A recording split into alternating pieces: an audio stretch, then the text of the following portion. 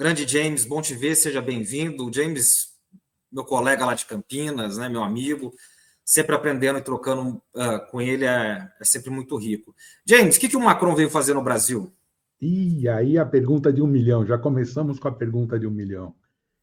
Eu acho que existem aí, Pedro, algumas coisas que nós precisamos amarrar em função da realidade geopolítica mundial, que você também entende, e aqueles que nos assistem, acompanham e entendem também.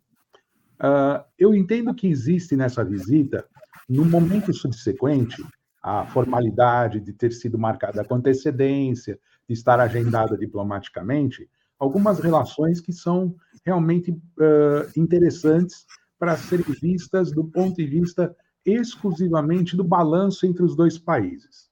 Nós temos que analisar um detalhe, que a vinda do Macron está ligada também ao desespero francês que perde espaço na África francesa. A França-Afrique, né? Aquele nome triste que se falava, aquela região toda das antigas colônias francesas, onde eles mantinham ainda forte influência, eles estão perdendo muito espaço geopolítico, Pedro. E à medida que eles foram perdendo espaço geopolítico, eu acho que eles estão procurando plano B, parceiros para suprir cadeias produtivas, cadeias de suprimentos que possam ser afetadas na medida que aqueles países que faziam parte do domínio deles ou da influência deles acabou realmente passando por momentos revolucionários, momentos de sublevação popular e até mesmo golpes militares que acabaram afastando governos pró-franceses. Então, tem um lado dessa visita que talvez seja bastante sutil, mas existe sim a tentativa de aprofundar as relações entre Brasil e França, creio eu também nesse sentido. Então, esse é um tecido que está sendo costurado já nessa perspectiva dessa aproximação que nós estamos vendo aí pela TV e pelos jornais. Perfeito. James, e com relação ao acordo União Europeia e Mercosul, que é um acordo que vem desde o início dos anos 90, é verdade que, já colocando de saída, né, nenhum presidente europeu, seja de direita, de esquerda, ou Macron, que é um sujeito indefinido, né, lá na Europa ninguém sabe o que ele é, qual que é a situação dele, apoiou ou apoia o acordo Mercosul-União Europeia por causa da pressão dos agricultores lá, que é muito forte. O Macron, especialmente, tem recebido muitos protestos nesse sentido, né? As imagens dos agricultores avançando de trator lá, a popularidade do Macron não vai bem. Essa é a verdade também. Tem eleições na França daqui 2 meses e 10 dias, né? Na verdade, no Parlamento Europeu. E há uma estratégia também, né, dessa viagem. Né? O Lula é muito bem visto na França, isso refletir na popularidade do Macron de alguma maneira. Enfim, toda essa estratégia. Como é que você vê essas possibilidades de acordo entre Mercosul e União Europeia e acordos bilaterais entre Brasil e França? Eu creio, Pedro, que realmente houve muita oscilação nesse tema, neste momento que nós estamos vivendo, digamos, esses 2 anos do governo Lula. Num primeiro momento foi falado que ele estava prestes a se realizar, apareceram as eleições da Argentina, a eleição argentina deu uma freada no acordo, porque havia dúvida qual seria o comportamento do Milei, e lembremos nós que é importante que o Mercosul participe como um todo desse acordo. Então, a eleição de Milei ela foi uma pedra no sapato da, talvez, materialização do acordo naquele momento. E também haviam muitas dúvidas, Pedro, porque havia um desequilíbrio, uma assimetria do acordo que muita gente se preocupava. Essa assimetria estava relacionada à velha ideia de exportarmos produtos primários de baixo valor agregado e permitir que empresas europeias participassem de compras estatais em qualquer setor, ou em alguns setores no começo, isso ia abrir lá gradualmente. Então, este setor de compras governamentais, que é muito grande e muito importante para o funcionamento do país, também gerou desconfianças aqui. Foi por isso que o Lula, né, na medida que foi possível, também não acelerou esse processo.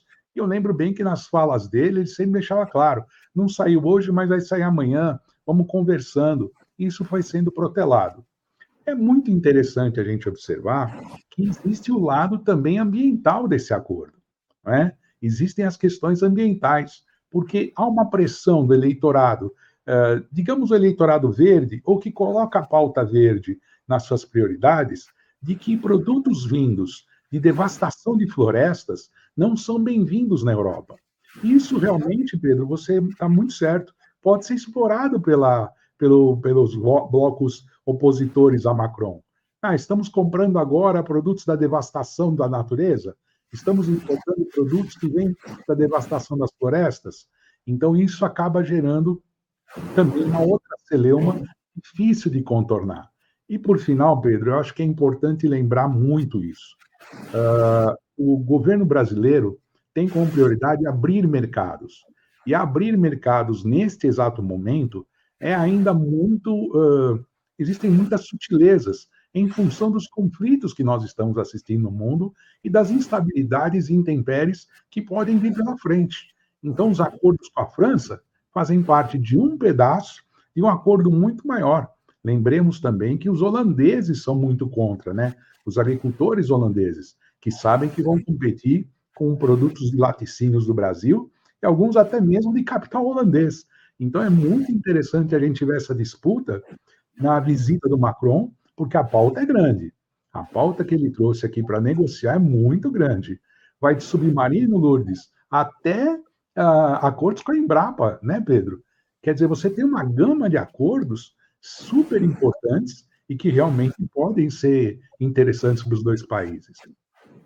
Ô, James, uma coisa que chama atenção também é com relação a como se dá a relação pessoal do presidente Lula e do Macron, né? Que é uma relação pessoal muito próxima, né? Sobretudo depois do governo Bolsonaro, daquelas atabalhoadas do Bolsonaro com relação à família Macron, a esposa do Macron mais especificamente, mas também é bem verdade que o presidente Lula sempre teve relações pessoais muito boas com todos os presidentes franceses desde que ele foi eleito, a primeira vez, do Chirac ao Macron. Isso também é inegável, né?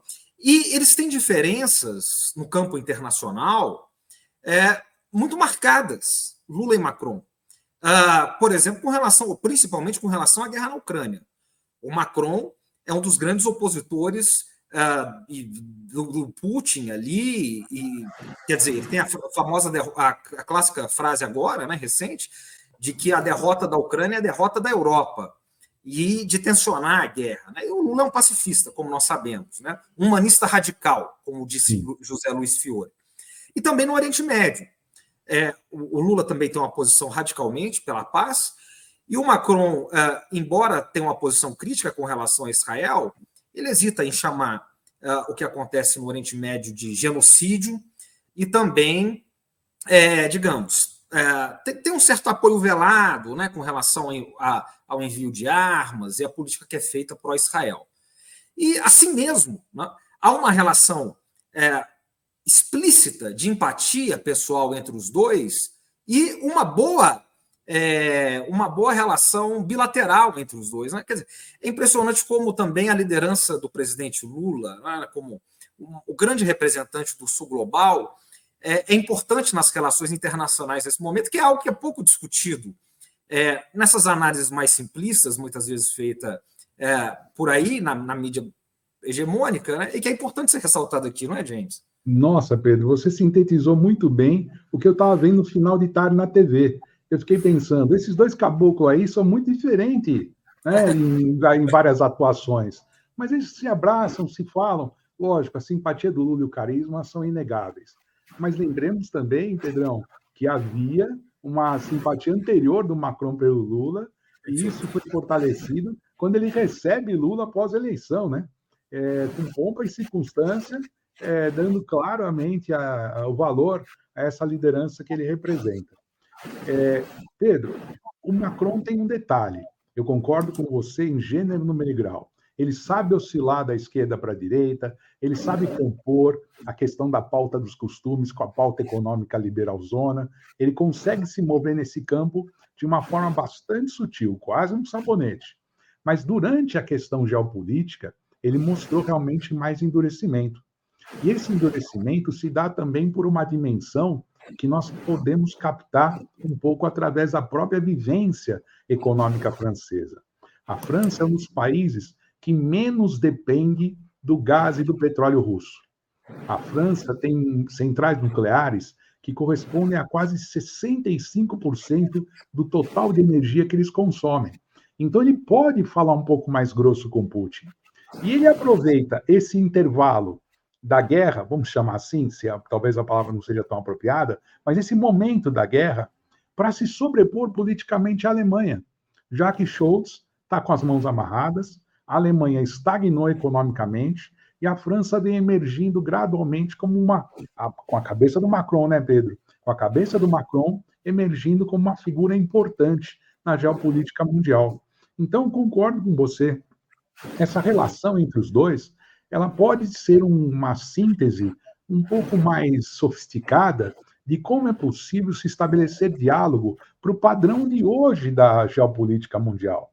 Porque, infelizmente, eu concordo com muitos dos nossos colegas analistas, no caso da extrema-direita, não se tem diálogo porque eles não querem diálogo. Eles não são civilizados para dialogar. Então, é difícil você dialogar. Então, é muito melhor contar com acordos circunstanciais, momentâneos, ou até mesmo acordos muito mais de fraternidade com lideranças que podem ser negociadas, do que realmente a gente correr atrás de tentar consertar um mundo que realmente não vai dar tempo. Precisa estabelecer esses elos agora. Perfeito. Tem uma questão aqui do Sean.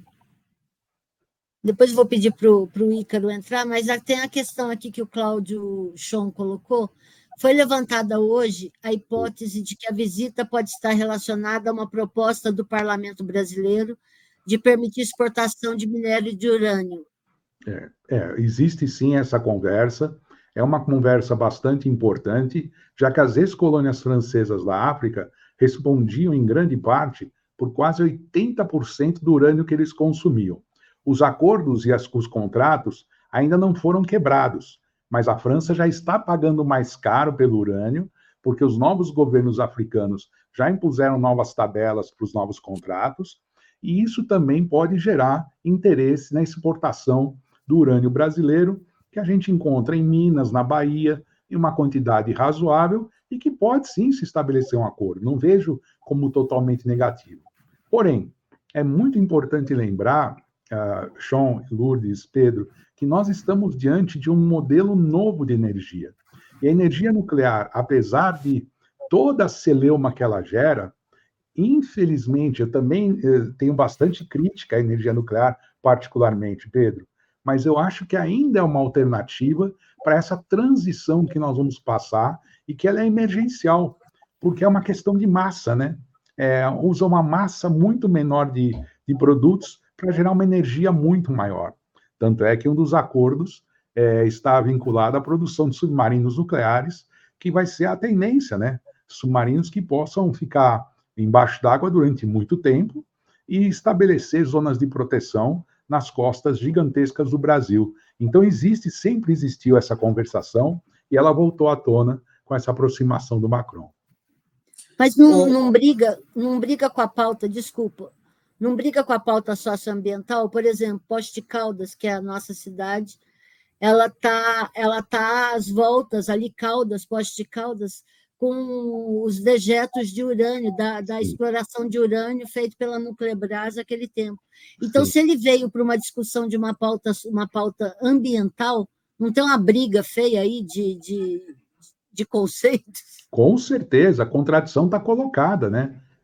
Você vai precisar estabelecer uma situação de, vamos dizer assim, de utilização otimizada e cada vez mais sustentável que possa permitir a retirada de urânio. Ou seja, o modelo antigo não serve mais, Lourdes. Esse modelo que se usava de retirada de urânio, que acabava lá na ponta produzindo yellow cake, essas coisas tão nefastas para o meio ambiente, isso não vai mais poder ser utilizado. Então, os novos padrões de exploração têm que ser implementados. E para isso é que eles estão começando a se preocupar e investir aqui também em modelos sustentáveis de exploração da natureza. Ele veio com muita grana, ou melhor, disse que veio com muita grana para poder investir, especialmente na região da floresta, em outros projetos sustentáveis. Na região de Caetité, na Bahia, também acontece isso, impactos terríveis, né? Crateras enormes, vossorocas gigantescas aparecem, e isso não pode continuar para a exploração desse mineral, que vai ser importante. Não tem como não ser no futuro tão próximo. Aí é interessante. Vai lá, Lu, desculpa, vai lá. Não. Faz a tua, que depois eu quero chamar o Ícaro para fazer as perguntas. Tá bom. Então, é interessante como é que o Macron ele organizou a agenda dele, né? Porque no primeiro dia foi uma agenda verde, vai no encontro aí da colocação da Lourdes, ele foi para o Pará, onde vai ser realizada a COP30 em 2025 aqui no Brasil. O Brasil é sede ano que vem. E ele foi para o Pará e se tratou da agenda verde. Estava lá Marina Silva, ministra do Meio Ambiente, Sônia Guajajara, ministra lá dos povos originários. E no segundo dia ele foi tratar de assuntos militares. Aí ele foi tratar de submarino e submarino nuclear. Lembrando que a França ela perdeu o fornecimento de submarinos, foi atravessada pelos Estados Unidos. A França, ela fornecia submarinos para a Austrália. Foi criado o AUKUS, né, aquele acordo militar dos Estados Unidos, Grã-Bretanha e Austrália, e passaram o tapete na França. Então, a França tem muito interesse nesse acordo militar aqui e de venda, né, com relação ao Brasil. E amanhã, em Brasília, amanhã, digamos, é a reunião das agendas, porque aí eles vão discutir a governança global e geopolítica, que é o tema que o James é especialista. E aí tem uma coisa muito em comum, né, James, que eles vão discutir amanhã, que é a chamada reforma da governança global. Porque a França vai anunciar amanhã o apoio ao Brasil na entrada do Conselho de Segurança das Nações Unidas, o que ela não faz há muito tempo. Então, amanhã, o presidente Lula vai conquistar esse apoio público. Né? E o que eles parecem que estão formando, James, eu não sei se você vai concordar comigo, mas é um eixo em que o sistema internacional, a nova ordem mundial, ela não seja simplesmente uma disputa entre Estados Unidos e China, mas que haja eixos alternativos também, como União Europeia e América Latina, um espaço para que o Sul global possa coordenar nesse sentido. Pedro, sua análise é perfeita e enseja também outras questões tão ricas a partir da sua fala. Esta aproximação, ela nada mais é do que uma reedição, mais ou menos, do que aconteceu logo depois da Segunda Guerra Mundial. Os europeus perderam muito na Segunda Guerra Mundial. E os Estados Unidos veio com muita força, com muito dinheiro, não só do Plano Marshall, mas de outras agências americanas, investindo em vários lugares do mundo para ampliar sua influência. Mas nunca se perdeu o elo cultural entre Europa e América do Sul. Esse elo sempre se manteve, especialmente entre Brasil, Argentina, Uruguai, Chile, e, de uma certa maneira, o Paraguai.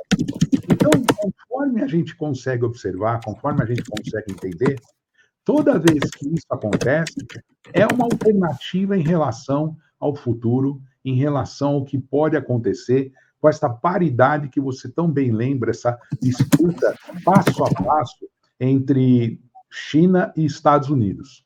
E é muito importante isso, Pedro, porque vamos pegar um caso da China, pode parecer que eu vou fazer uma viagem longa, Pedro, mas ela é bem curta. Bem curta.